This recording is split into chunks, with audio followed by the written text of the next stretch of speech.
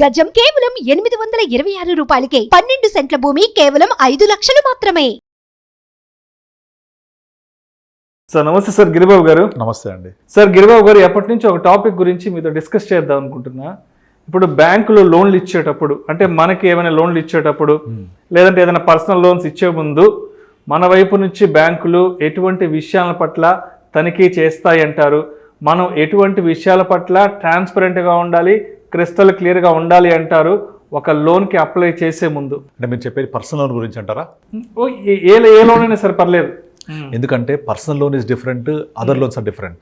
Personal loans అనేవి unsecured loans.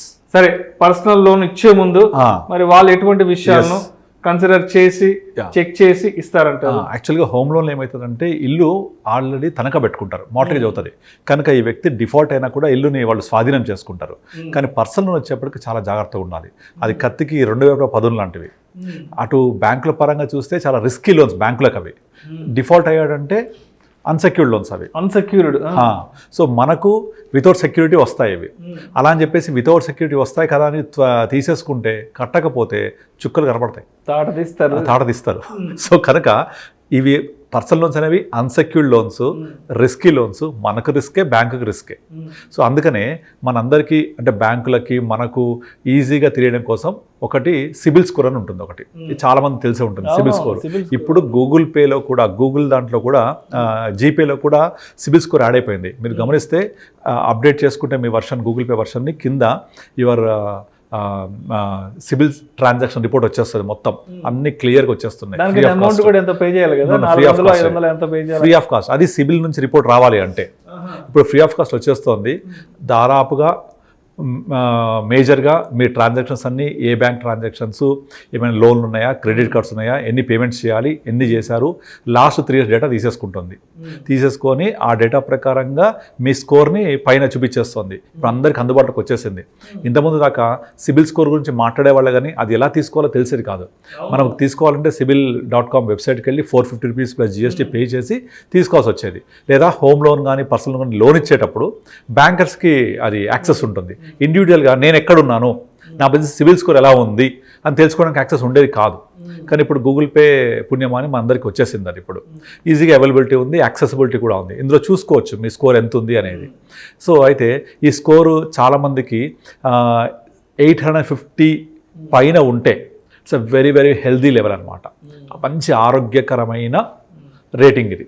ఇప్పుడు చాలామంది ఇప్పుడు ఏదైనా ఒక ఆర్టికల్ కానీ, సినిమాలు కానీ, లేదా ఏదైనా ఉన్నా కూడా రేటింగ్ బట్టి మ్యూచువల్ ఫండ్స్ కానీ డిసిషన్ తీసుకుంటారు.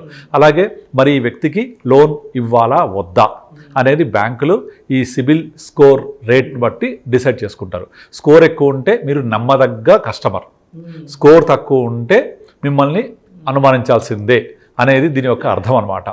ఈ సిబిల్ స్కోర్కి సంబంధించి మనకు కొన్ని పారామీటర్స్ ఫాలో అవుతాయి బ్యాంకులు.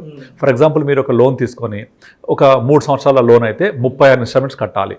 కానీ మీరు 36 ఇన్స్టాల్మెంట్స్ కట్టక మధ్యలో స్కిప్ అయ్యారనుకోండి, సో 1/36, 2/36 ఇలా మీకు రేటింగ్ పడిపోతూ ఉంటుంది అనమాట. అంటే 36 నెలల్లో కట్టాల్సింది ఎంత ఎక్కువ టైం తీసుకున్నారు, ఎన్నిసార్లు డిఫాల్ట్ అయ్యారు, ఎన్నిసార్లు లేట్ పేమెంట్ కట్టారు, ఎన్ని పెనాల్టీలు పడ్డాయి, దీన్ని బట్టి మీకు డిఫాల్ట్ రేట్ పెరుగుతూ ఉంటుంది. మన గ్రాఫ్ అనేది తగ్గుతూ వస్తుంటుంది, రేట్ కూడా తగ్గిపోతుంది. 850 నుంచి 800, 700 అట్లా పడిపోతూ ఉంటుంది అనమాట. తర్వాత మీరు నెక్స్ట్ ఇంకోటి వచ్చేసి మీ యొక్క బ్యాంకింగ్ రిలేషన్షిప్. అంటే మీరు మీ బ్యాంక్ తోటి మీ బ్యాంక్ అకౌంట్ని స్మూత్గా ట్రాన్సాక్షన్ చేస్తున్నారా, ఏమైనా చెక్ బౌన్స్లు అవుతున్నాయా? ఓకే. ఈ చెక్ బౌన్స్ అయితే మాత్రం చాలా దారుణంగా ఉంటుంది. చెక్ బౌన్స్ అయింది అంటే అది చాలా పెద్ద డిఫాల్ట్ కింద తీసుకుంటారు. అప్పుడు మీకు మీ స్కోర్ రేటు చాలా దారుణంగా పడిపోతుంది. కనుక ఈ క్రెడిట్ స్కోర్ అనేది మన యొక్క ఆర్థిక బలాన్ని సూచించే ఒక స్కోర్ ఇది. మీరు హెల్తీగా ఉన్నారు అంటే మీ డయాబెటిక్ లెవెల్ కంట్రోల్లో ఉన్నట్టు, బీపీ లెవెల్ కంట్రోల్లో ఉన్నట్టు, ఇది నార్మల్గా చెప్పాలంటే. అలాగే మీరు ఆరోగ్యంగా ఉన్నారు అంటే ఆర్థిక ఆరోగ్యాన్ని సూచించేది ఈ క్రెడిట్ స్కోర్ అనమాట. ఈ క్రెడిట్ స్కోరు హై లెవెల్లో ఉంటే మీరు అంత నమ్మదగ్గ కస్టమర్. మీకు లోన్ అలా కళ్ళు మూసుకొని ఇచ్చేస్తారు. అప్లై చేసిన వెంటనే ఇస్తారనమాట.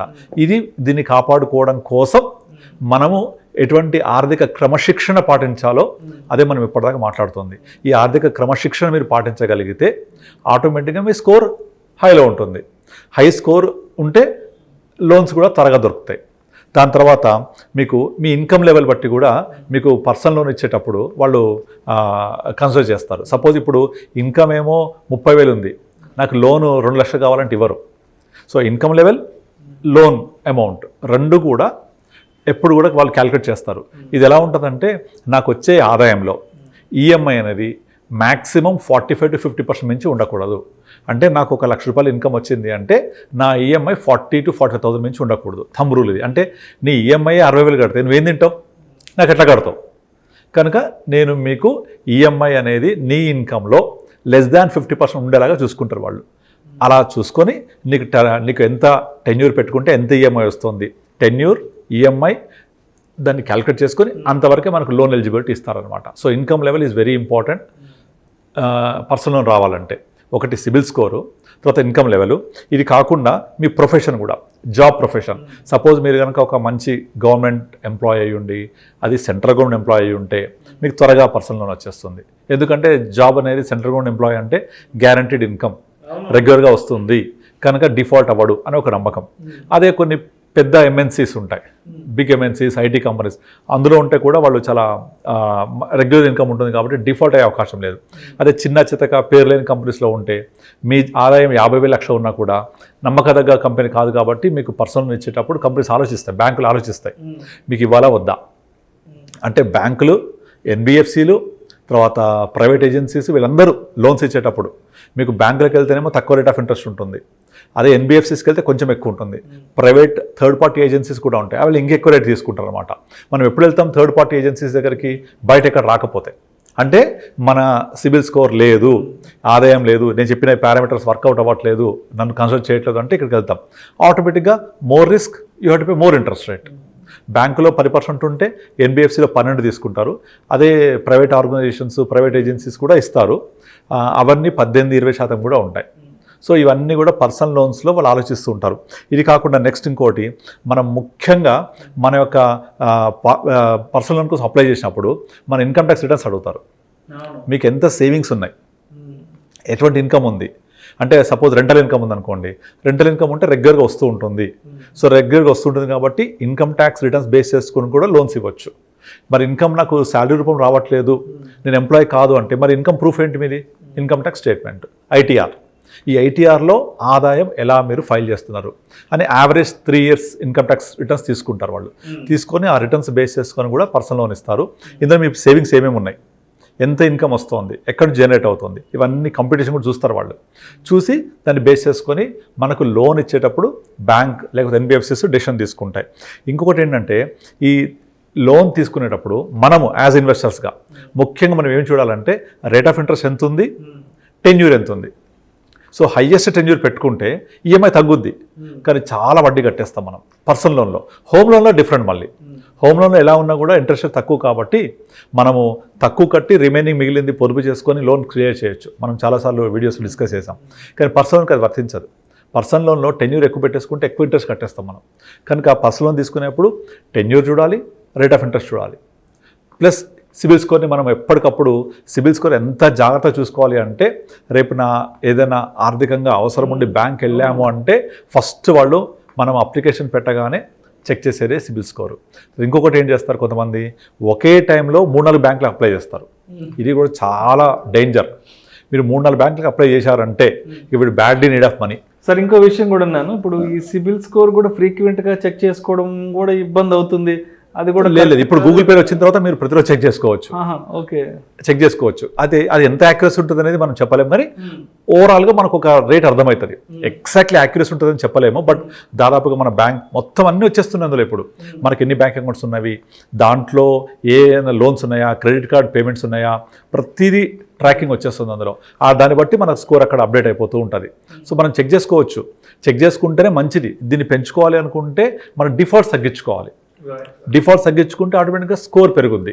అండ్ మీరు అవసరం ఉంది కదా అని చెప్పేసి 3-4 బ్యాంకులకు అప్లై చేసి ఎక్కడో చోట రాయిద్దాంలే తగలకపోద్దా అంటే డెఫినెట్లీ మీ స్కోర్ని దాదాపుగా అది ఇంపాక్ట్ చేస్తుంది, నెగిటివ్ ఇంపాక్ట్. ఎలా అంటే సో బ్యాంక్స్ ఎలా అర్థం చేసుకుంటాయంటే వీటికి డబ్బులు బాగా అవసరం ఉన్నాయి, ఎక్కడ రావట్లేదు, అందుకే 10 మందికి అప్లై చేశారని చెప్పేసి నెగిటివ్ ఇంపాక్ట్ తీసుకుంటారు, కరువులో ఉన్నాడు అర్థం చేసుకుంటారు. కనుక ఎట్టి పరిస్థితుల్లో అలాంటి తప్పులు చేయొద్దు. ఒకరికి అప్లై చేయండి, రాకపోతే మ్యాక్సిమం ఇంకో దగ్గర ట్రై చేయండి. ఇంకా వాళ్ళిద్దరు అయిపోతే ఇవ్వనట్టే ఇక 10 మందికి అప్లై చేయొద్దు. 10 మందికి అప్లై చేస్తే మీ క్రెడిట్ స్కోర్ దెబ్బతింటుంది.